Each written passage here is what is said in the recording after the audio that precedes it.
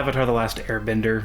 My first fandom. The Cat Aang vs. Zutara Wars, the hiatuses, getting some of Book 3 early on DVD, heck, getting a lot of Book 3 early in Canada. I could go on, but it being my very first fandom meant I was really, really into it all. That's why it's been so heartwarming to see the show become so popular again this year.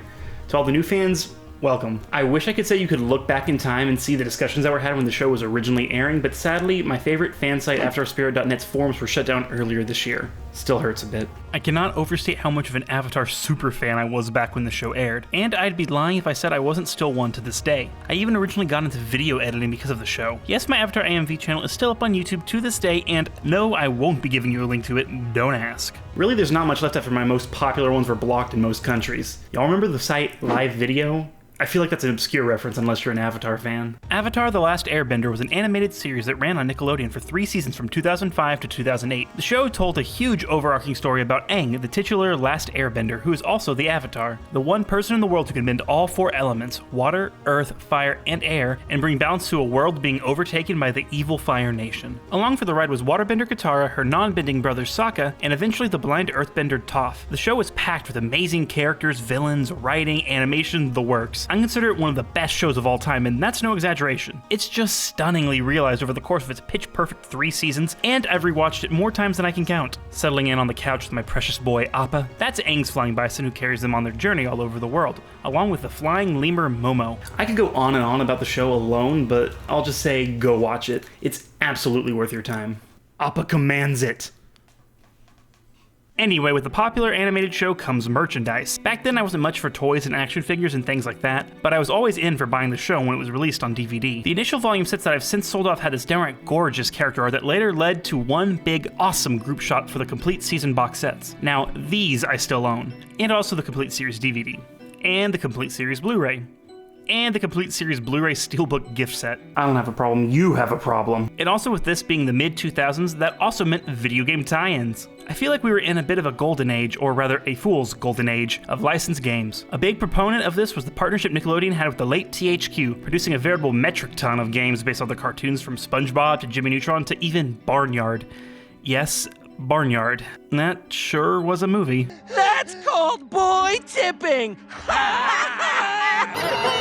But what I was super into were the Avatar: The Last Airbender games, specifically the console entries. We got 3 games for the course of the show's run, and it all began with the first title released in 2006, simply titled Avatar: The Last Airbender. Now, this thing came out on a bunch of systems. There was the PS2, Xbox, GameCube, DS, Game Boy Advance, even the PSP. This was THQ's top-selling Nickelodeon game for 2006, and you can easily see why. You could get it for anything. This game was actually a launch title for the Nintendo Wii too, so on the morning of the Wii's launch, I waited in line at a Best Buy with my dad to get the system. Of course, I got some other game no one ever talks about, but I was equally excited to get the very first Avatar game on a next-gen system to boot. And of course, the first Avatar game has gone down in history as the top-selling Wii launch game, lauded by critics and gamers alike for its revolutionary motion controls and such a fresh take on the action genre.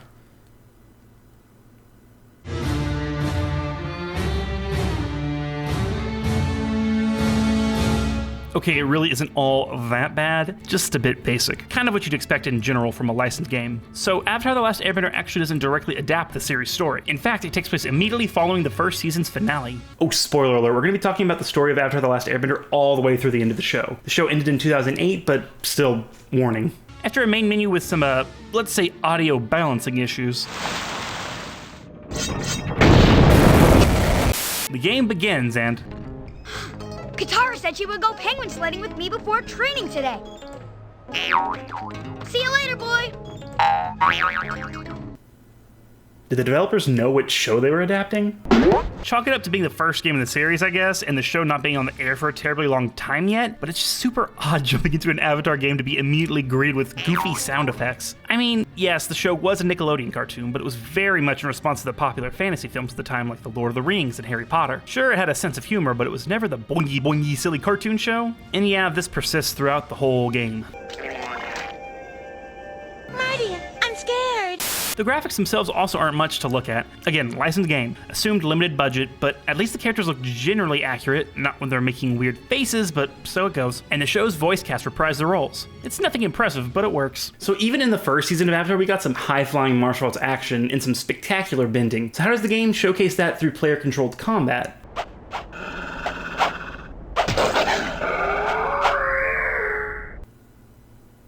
So the combat is pretty much just button mashing. A bit disappointing, though I'm slightly horrified that Aang, the Airbender monk, the Avatar, is murdering all these animals. Just a wee bit out of character. Maybe they tried to eat Momo or something? We inexplicably aren't in the Northern Water Tribe working on our waterbending with Master Paku as in the show, but in this small water tribe village training with this Master Wei dude. Sure, fine, whatever. The beginning really shows all that you'll be doing in this 8-hour journey. From a sort of awkward top-down perspective, you run around various locations fighting enemies, collecting items, and completing quests. Sort of a beat-em-up action game with light RPG elements. While the combat itself is pretty basic, I commend the devs for adding in things like leveling and equipment. The inventory management is low-key a bit of a disaster with knowing what to get rid of and equip, but I'll let that slide. It's always pleasant to see a licensed game go above the bare minimum when it comes to gameplay mechanics, so it's nice to see here. As I said earlier, this is a story that takes place after Book 1 but before Book 2.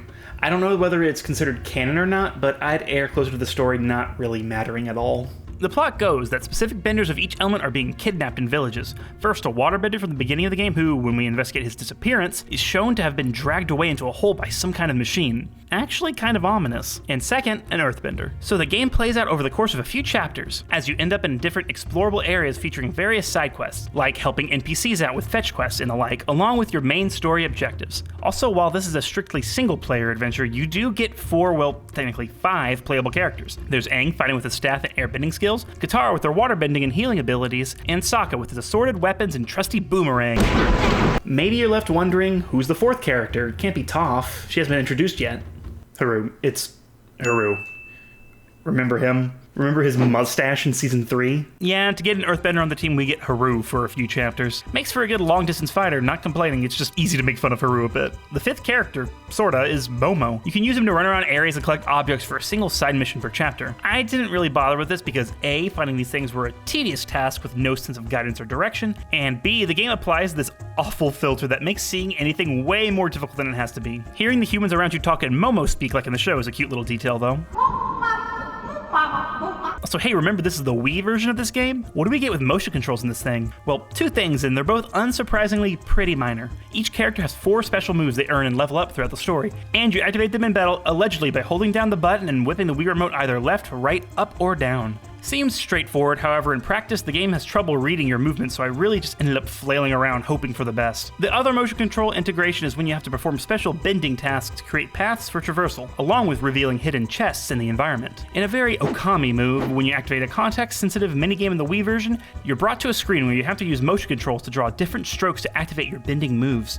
It can be a bit repetitive, but I found it to be a nice, elegant integration of motion controls. Better than flailing around, at least. The story has nothing to really write home about, and the aforementioned misunderstanding of what the show actually is evident throughout.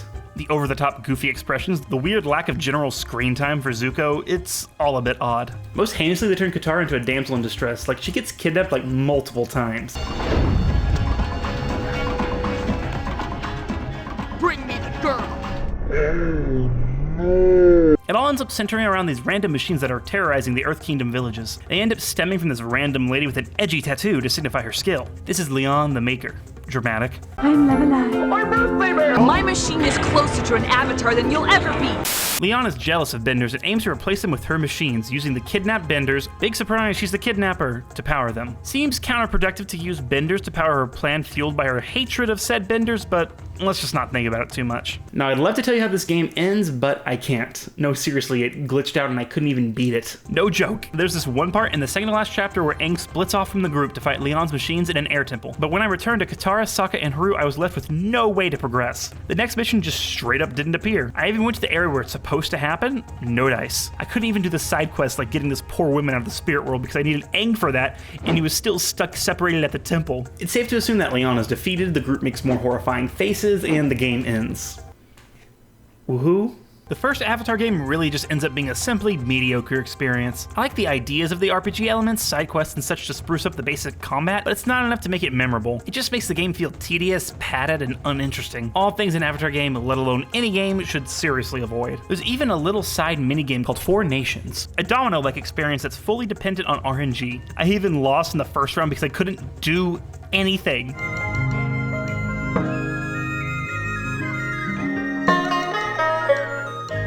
Joy. Anyway, let's move right on to the second Avatar game, Avatar The Last Airbender, The Burning Earth. We're leaping into high def this time with the Xbox 360 version. Yes, this is that infamous easy achievement game you've probably heard of. You can just straight up unlock all the achievements in this game by getting a high enough combo in the first level. Simple. I didn't, as I'm garbage, but still pretty funny. So whereas the last game told its own story, The Burning Earth adapts the entirety of Book 2 of Avatar.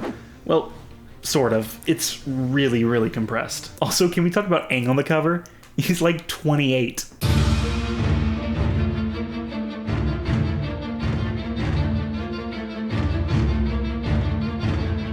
Burning Earth does away with most of the RPG-like elements of the first game and keeps the beat-em-up gameplay, though now characters have light and heavy attacks along with ranged abilities. This makes combat immediately more engaging as you can deliver more various combos, thankfully without any of that Wiimote waggle. We also have platforming now.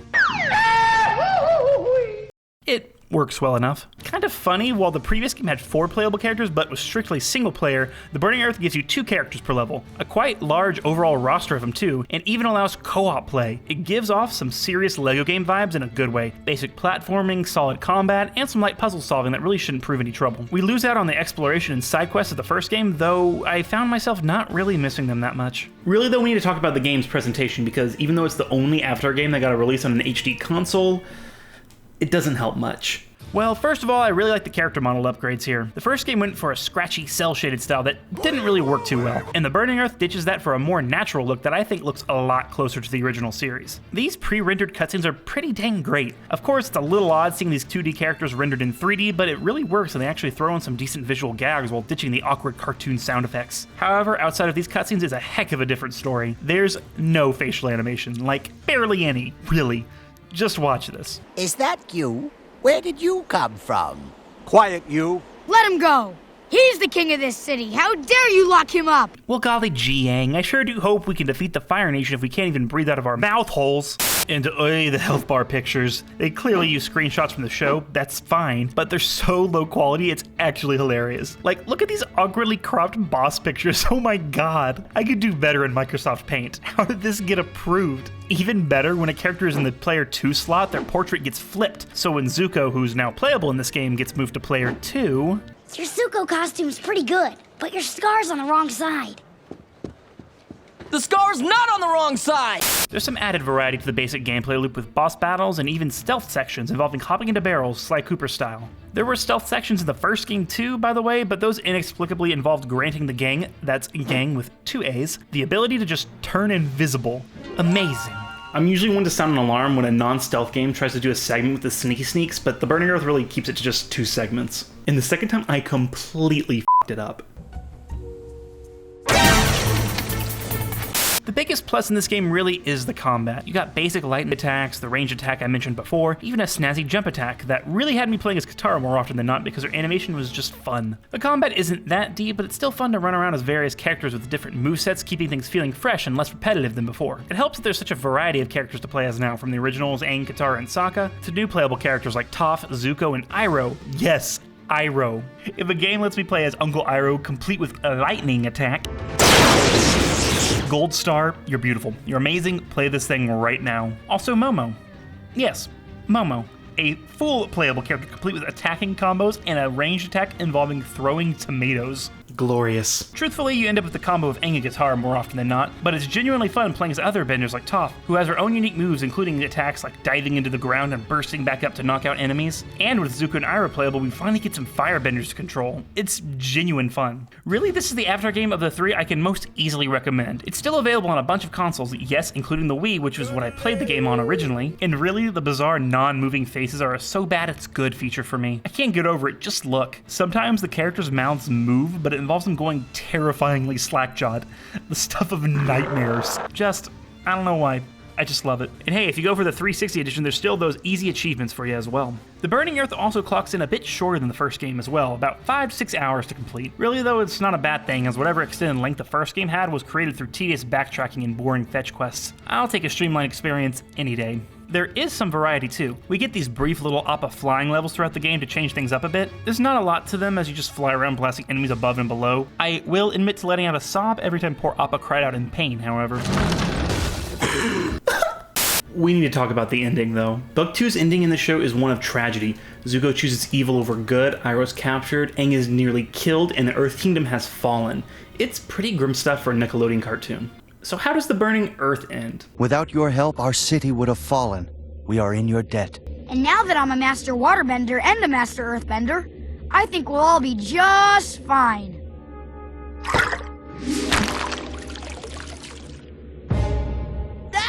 Hey, I was kidding. I've got my eye on you, Twinkle Toes. Yeah, okay, I guess they couldn't eliminate all of the awkward out-of-character goofiness from the first game, huh? The Burning Earth also comes with a basic arena mode. Nothing to write home about, but at least it's an easy way to play as your favorite characters without having to go back into the main game. So now I can play as Momo forever. The Burning Earth, recommended for this alone. So with that, we move on to the final game adapting the original series, Avatar Into the Inferno. Moving back to the Wii for this one. It sure is something.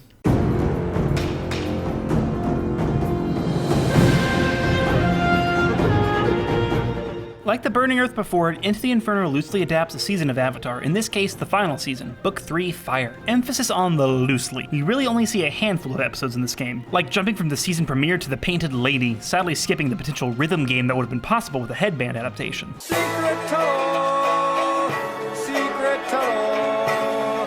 Booting up the game and hey, it looks pretty dang great. It's not in HD like the Burning Earth was on the 360. Into the Inferno was released on the least amount of consoles compared to the previous entries, only appearing on the Wii, PS2, and DS. But the character models are pretty dang appealing in 3D, almost exhibiting a more painterly style. And hey, the mouths move, so that's a plus. Since we're playing the Wii version, Inferno is easily the most motion control focused Avatar game of the bunch, for better and for worse. Gone are the combos of the Burning Earth, and now there's just mashing the A button to do basic attacks along with the jump attack, and that's it. Oh, well.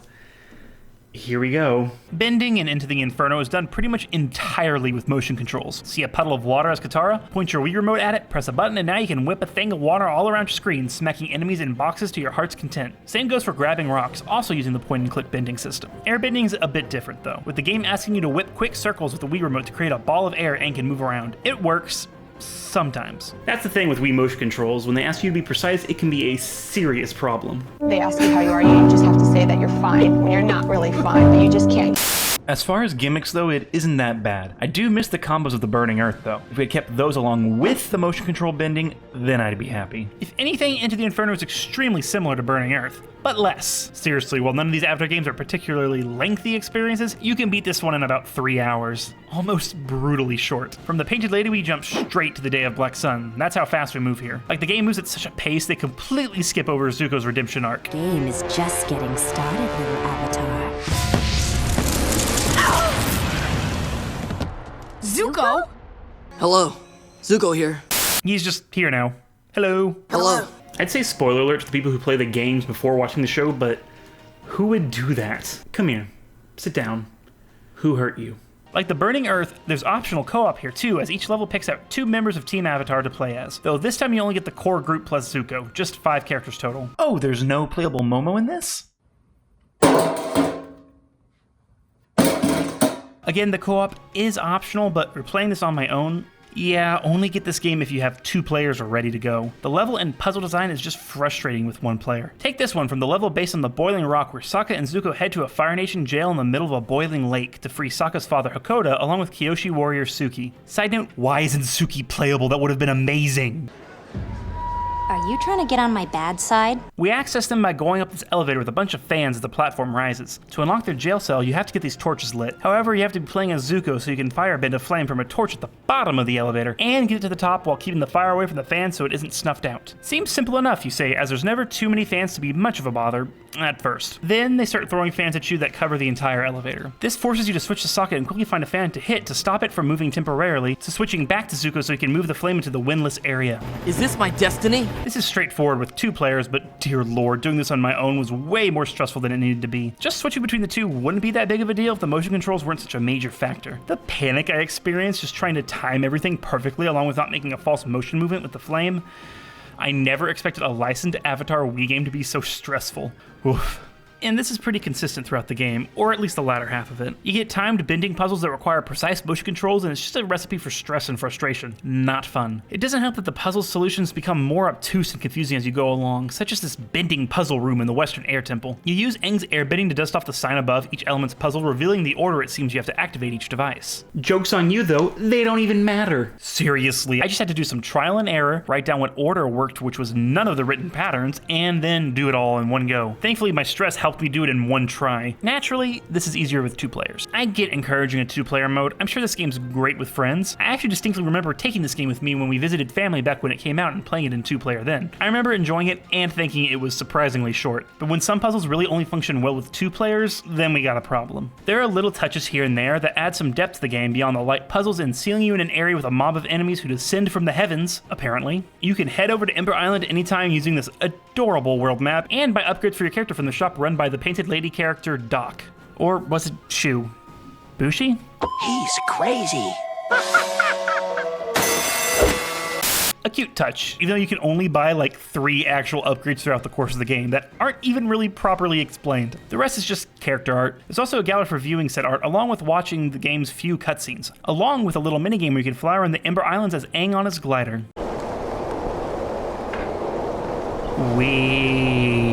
Overall, Into the Inferno is probably the weakest of the show adaptation games. It's super short and it's only really fun potentially if you have a second player. Unfortunately, I'm alone, so if you really want to play a game adapting the original show, I think your best bet is The Burning Earth. It has the most playable characters along with the most fun gameplay. Well, almost. No.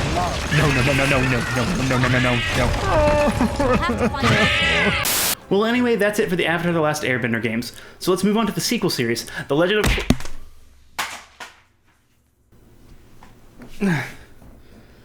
Oh, no. I'm sorry.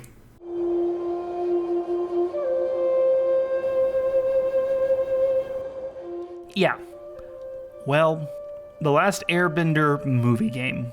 Yes, it's real. Yep. So I'm not going to get into talking about the movie with its bad writing, whitewashed cast, baffling editing choices. There's not much left to talk about. So what about the movie game? Is it just as bad? I sort of regret to inform you that, well, the game's actually pretty decent.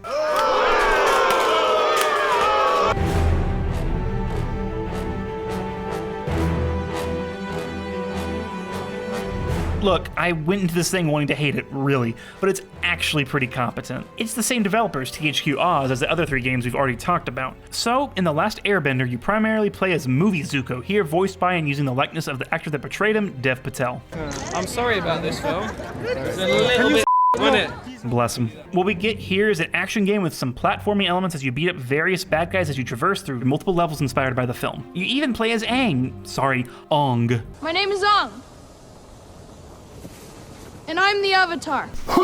Along with Zuko as the Blue Spirit, though that's for one level and features some awkward stealth mechanics. Not the worst we've seen today, but not amazing either. Really though, this actually is a perfectly competent action game. Not particularly inspired, but the combat works well enough, though the distinct lack of a block or dodge button was definitely a bit annoying. I think I'm hurt. Zuko and Ong play relatively similarly, with Zuko being more melee focused with close combat, while Ong functions better with long distance and more tactile combat, utilizing his airbending to move objects and enemies around the environment, slamming them to the ground. I truly hate complimenting something related to that monstrosity of a movie, but no offense to the developers. At least they were able to pull something decent out of that trash fire. Overall, it really is your standard movie adaptation video game. The game picks and chooses different events from the film to adapt into levels, though honestly, a bulk of the action takes place off camera, since the whole thing is told from the perspective of Zuko. This is a decision that I fully endorse. If anyone can redeem something, it's Dev Patel. In this way, we get levels such as Zuko sneaking into the Northern Water Tribe. It's fun and something different, and proves a lot more interesting than just watching some kid spin his arms around with CGI happening only like 50% of the time. Maybe I'm more complimentary coming off the frustrating motion controls from Into the Inferno, but it just felt nice to do some basic combat. It feels good to land a hit with some solid action-reaction from enemies as you connect more violent blows than previous games. We even get some decent enemy variety, from your basic Fire Nation grunts to the big boys with big boy hammers. Amy would be proud.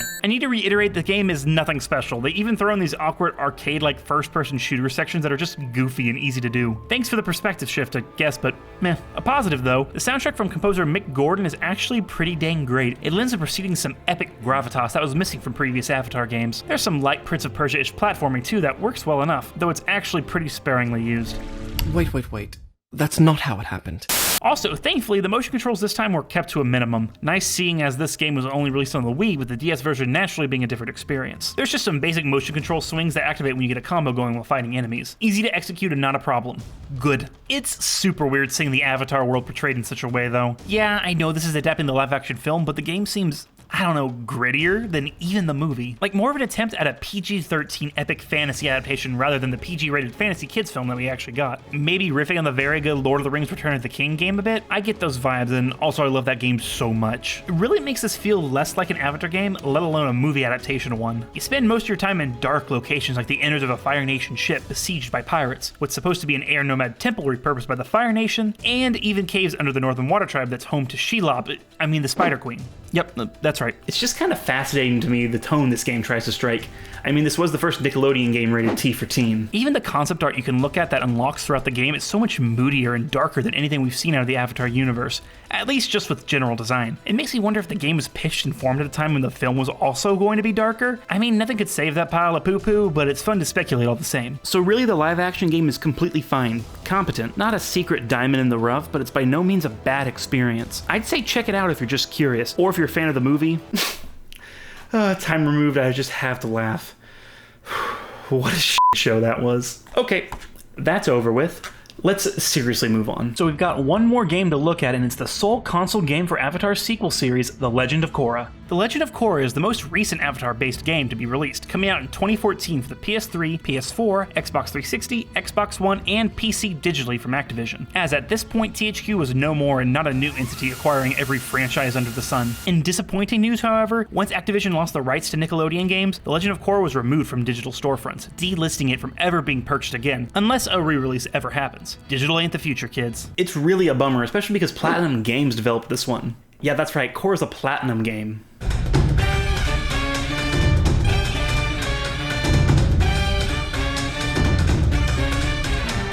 Maybe since it's a smaller, shorter game than the likes of Bayonetta or Nier, maybe we can call Korra a Diet Platinum game of sorts, similar to other licensed Platinum titles from around this time like the Teenage Mutant Ninja Turtles and Transformers. As you may guess, The Legend of Korra is, big surprise, an action beat-em-up where you play as Korra as you fight your way through various show-inspired locations as she tries to figure out why this cackling old man took her bending away. There's an easy progression system, and it finally allows us an Avatar game where we actually can, on the fly, switch between all four elements in combat. It's so fun, and a bit cruel, however, as the game starts with all four elements only for them to be taken away. By the way, this is another one of those in-between season stories, in this case between books 2 and 3, but it's actually canon, like written by the actual writers of the show canon. I mean, it's definitely written in a way where it's a story that doesn't have to be acknowledged in the actual show ever, but it's a nice change of pace. It makes it feel much more closely connected with the show's overall plot, down to some nicely animated 2D cutscenes too. The story goes that one night after a surprise victory in a pro-bending match, Korra senses something off in a Republic City alleyway. Investigating, she finds this giggling old man talking to some triple threat triad gang members.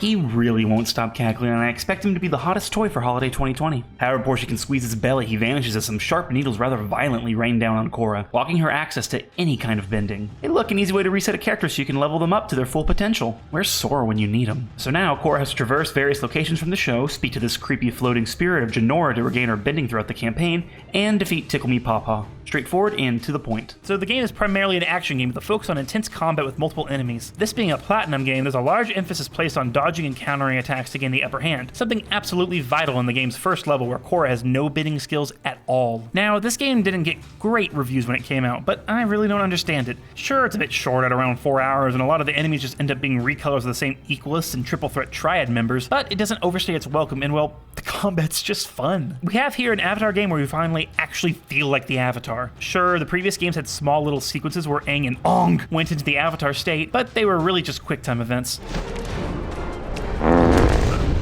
He mainly stuck to airbending for general combat. Here, once you're towards the end, a shoulder button click sends Korra from elegant long-distance waterbending to close-range, slow but powerful earthbending. It's satisfying stuff and great fun to piece together huge combos that look great with the game's delightful cel-shaded visuals. One thing I will say though, the airbending is super broken. Like, welcome to Crowd Control Central. Really, once you unlock it, which is at least appropriately towards the end of the game, you'll likely not use much else. You can even hop on an airball to ride an air scooter, a move invented by Aang. I love it so much. Also, you can buy healing items and equipment from Iroh of all people in the spirit world. Cute, but excuse me, Iroh? You've reached spiritual enlightenment. Do you really need to be charging the Avatar of all people to be able to fight better? Dang, the hand of capitalism is far-reaching and cruel. There's even some fun minigames throughout the campaign as well. First off, there's pro bending based off the sport of the same name from the show, and it's alright. I'll be honest, I'm not great at it. It's pretty tough as the game's story takes a sport that's normally 3-on-3, and because Mako and Bolin apparently can't pay any kind of attention, There's the opening bell. Whoa! you have to fight a full pro bending team as just Korra. It really isn't the hardest thing in the world, but I struggled. The game's actually pretty difficult depending on what level you select, and this being a platinum game, higher difficulties unlock as you complete the game. I am a wimp, and so I played on standard. Listen, it's been a while. The other minigame involves Korra riding her trusty polar bear dog Naga in these endless runner-type stages, requiring quick reflexes as you move left to right, jumping and sliding around obstacles. It's pretty neat, though I feel like a monster whenever Naga slams into the wall.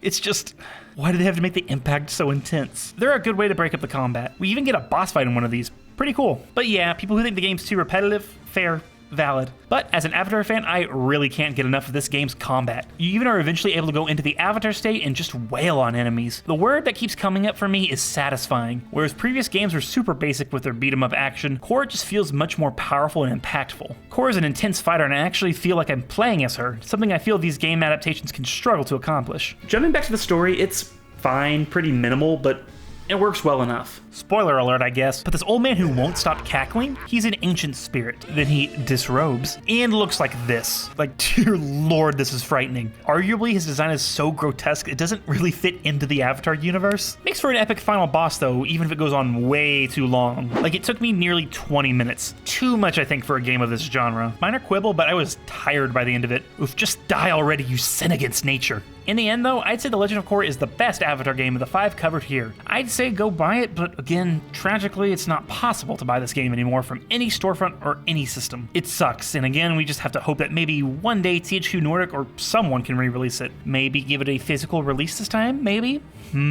So with that, our journey into the Avatar console games comes to a close. There's definitely more to talk about, like the portable titles, the PC games, and let's not forget the plethora of little arcade games on the Nickelodeon website. There was also a plug-and-play Avatar TV game. It looked like this.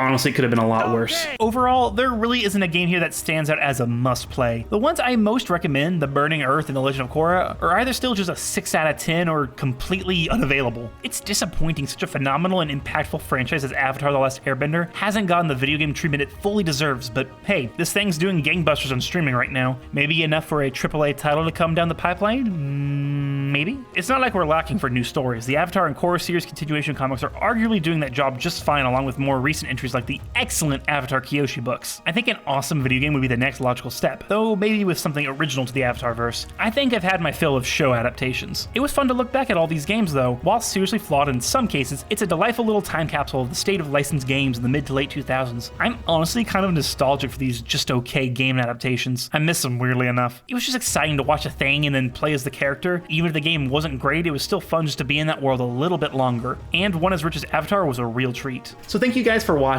Avatar holds a special place in my heart, so it's been wonderful talking about it here. There'll be more Avatar content on here eventually too, trust me. In the meantime, like, comment, subscribe, click that little bell icon, and go watch the show. Again, if you've already seen it. At least we have the live action Netflix series to look forward to. Oh, Cabbages! Invasions can be so time-consuming. Do you have the paste?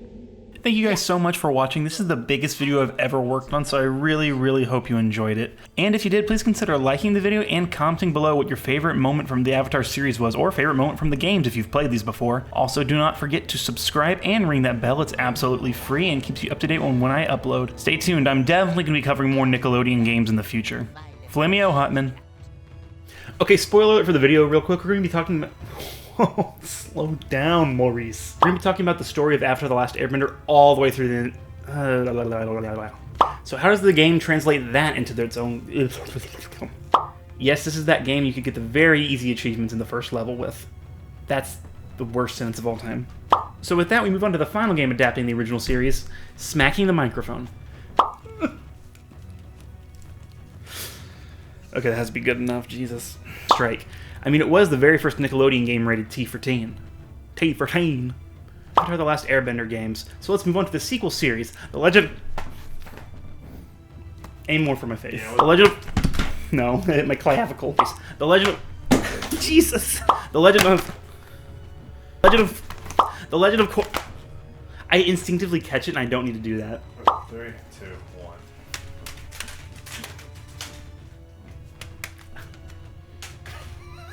1. You got like right in the mouth. Okay, we have to do it one more time.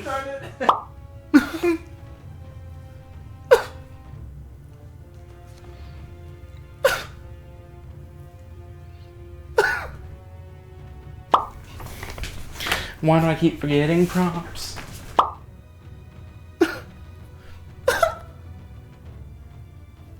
Okay.